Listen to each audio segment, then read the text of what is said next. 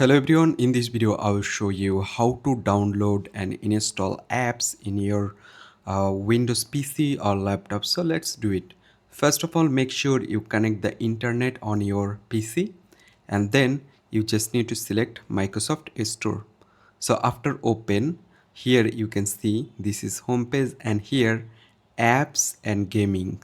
You can find apps on here, game on here. Also you can search anything on search bar, like I search Facebook. So here you can see it's open and this is a Facebook. Just open it.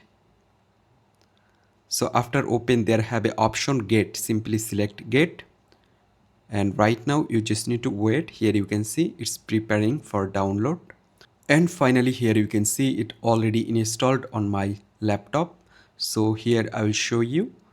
So here you can see this is Facebook.